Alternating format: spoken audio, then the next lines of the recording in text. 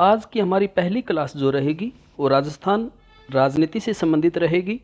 राजस्थान राजनीति में हम सबसे पहले जो टॉपिक ले रहे हैं वो है राज्यपाल। हम प्रत्येक राज्यपाल से संबंधित अनुच्छेदों को बड़े ध्यान से पढ़ेंगे, तो आप भी बने रहें। स्टार्ट करते हैं आज का पहला टॉपिक, राज्यपाल। देखिए, राज्य की जो अवधारणा है संविधान के भाग 6 में वर्णित है, जिसका विषय ही राज्य है। इसके अध्याय फर्स्ट में राज्य की परिभाषा दी गई है, जो है अनुच्छेद 152 में। 152 जो राज्य की परिभाषा देता है वो कहता है कि राज्य, इस भाग में, पूरे भाग में राज्य शब्द का अर्थ जो है उसमें जम्मू कश्मीर राज्य शामिल नहीं है।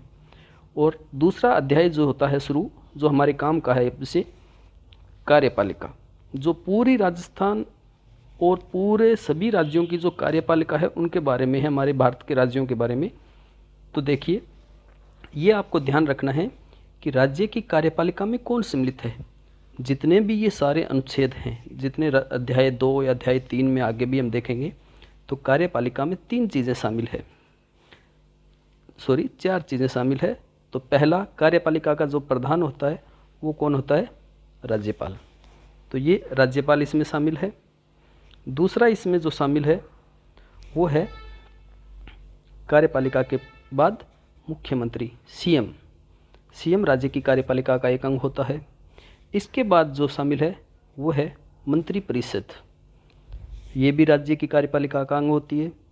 और चौथा, जो आमतौर पर हम भूल जाते हैं, वो है महाधिवक्ता, एडवोकेट जनरल। तो ये 4 जो है वो राज्य की कार्यपालिका के अंग माने जाते हैं। अब देखते हैं अगला अनुच्छेद, जो सर्वाधिक एग्जाम में पूछा जाता है, राज्यों के राज्यपाल, जिसका वर्णन है 153 में। इसमें लिखा गया है कि प्रत्येक राज्य के लिए एक राज्यपाल होगा, अर्थात कोई एक राज्य के लिए 2 राज्यपाल नहीं होंगे, बल्कि एक ही राज्यपाल होगा। हाँ, इसमें एक परंतु भी जोड़ा गया है, जिसमें ये कहा गया है कि एक ही व्यक्ति 2 या अधिक राज्यों के लिए राज्यपाल नियुक्त किया जा सकता है। ठीक है, तो एक ही व्यक्ति को 2 या 2 से अधिक भी राज्यों का कार्यभार सौंपा जा सकता है। तो ये वर्णित है 153 में। अब देखिए 154 राज्य की कार्यपालिका शक्ति की बात करता है कि राज्य की कार्यपालिका शक्ति जो होगी वो किस में निहित होगी? राज्यपाल में निहित होगी। इसका प्रयोग वो संविधान के अनुसार स्वयं और अपने अधीनस्थ अधिकारियों के द्वारा करेगा। तो राज्यपाल के अधीनस्थ अधिकारी कौन हो गए? राज्यपाल के अधीनस्थ अधिकारी हो गए ये, और नीचे तक के, इनके नीचे जो अपना सरकारी अंग कार्यपालिका आती है वो सारे। तो ध्यान रखना कि राज्य की कार्यपालिका शक्ति किस में है? राज्यपाल में निहित है। वो ही राज्य की कार्यपालिका शक्ति का सर्वोच्च प्रधान है। इसके बाद देखिए अगला अनुच्छेद है 155, राज्यपाल की नियुक्ति।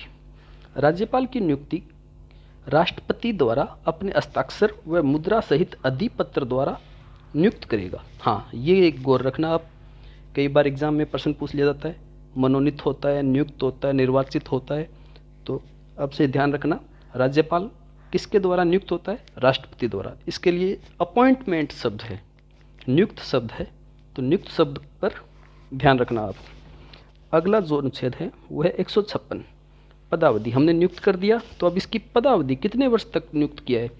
तो राष्ट्रपति जो है वो राज्यपाल को प्रसाद पर्यंत नियुक्त करता है, अर्थात संविधान की भाषा में हम कहेंगे कि राज्यपाल राष्ट्रपति के प्रसाद पर्यंत पद धारण करता है। अगला, राज्यपाल जो है वो राष्ट्रपति को संबोधित करके अपना त्याग पत्र दे सकता है।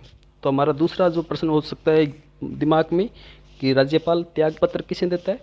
राष्ट्रपति को देता है। ठीक है, राज्यपाल राष्ट्रपति को देता है। और इसी अनुच्छेद में आगे वर्णित है कि राज्यपाल जो है वो 5 वर्ष की अवधि तक पद धारण करेगा। भाई, कार्यकाल कितना होगा आमतौर पर?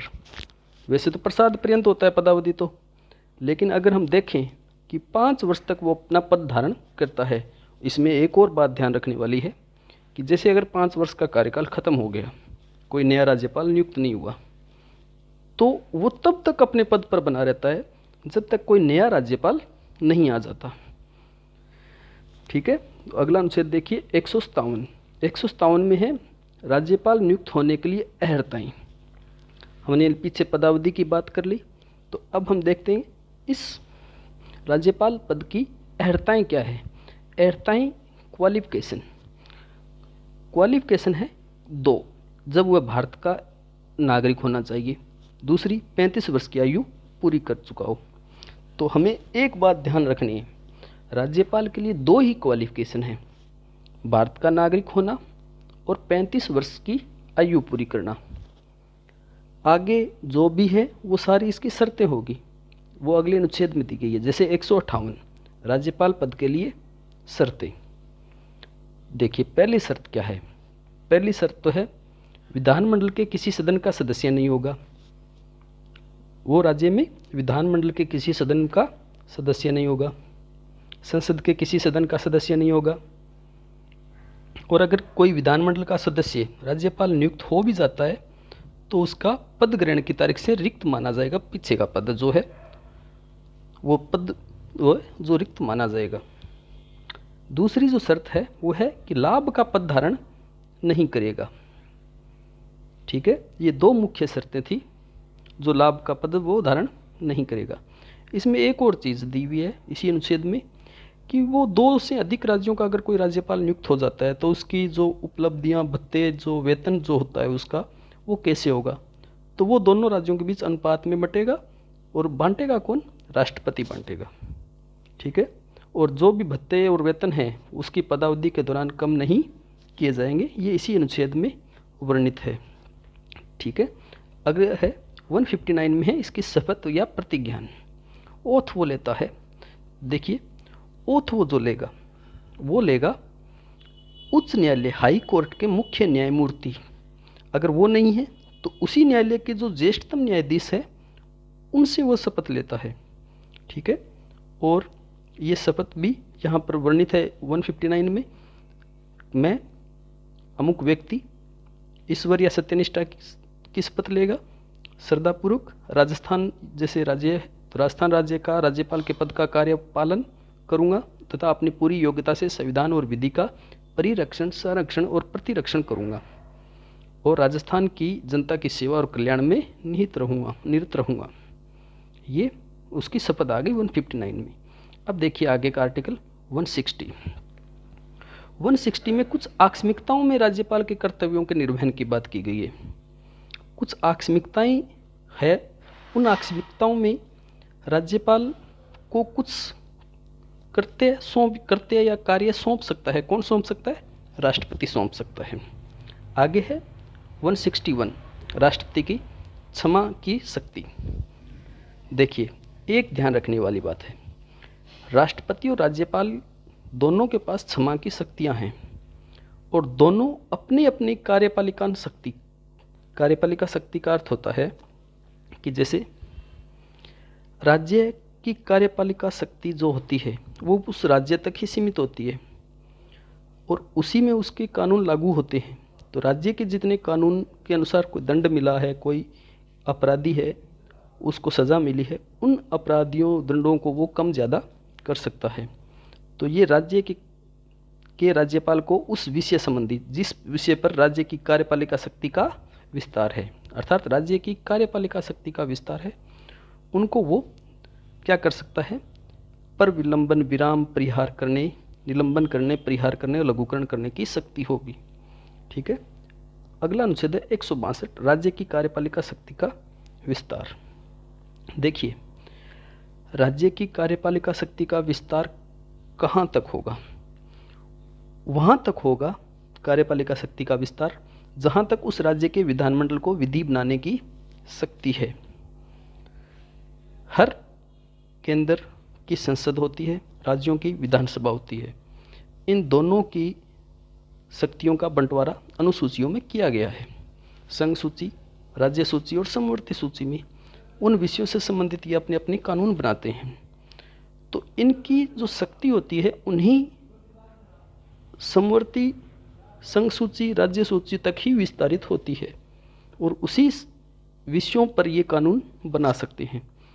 तो ये इसमें राज्य की कार्यपालिका शक्ति के विस्तार को व्यक्त किया गया है। ठीक है। आगे के जितने भी अनुच्छेद आएंगे वो मुख्यमंत्री और मंत्रिपरिषद से संबंधित होंगे, जो अपने अगले वीडियो में देखेंगे। एक बार मैं आपको पुनः विस्तृत रूप से थोड़ा संक्षेप में ये बता देता हूँ। तो हमने पढ़ा था 152 राज्य शब्द की परिभाषा, फिर 153 राज्यों के राज्यपाल, 154 में राज्यों की कार्यपालिका शक्ति, 155 राज्यपाल की नियुक्ति, 156 पदावधि, 157 में आ गई नियुक्ति की क्वालिफिकेशन, 158 में आ गई शर्तें और 159 में आ गई शपथ, 160 में आ गई इसकी आकस्मिकताएं, 161 में आ गई क्षमा की शक्ति और 162 में राज्यपाल की कार्यपालिका शक्ति का विस्तार। आगे के वीडियो देखने के लिए बने रहिए। धन्यवाद।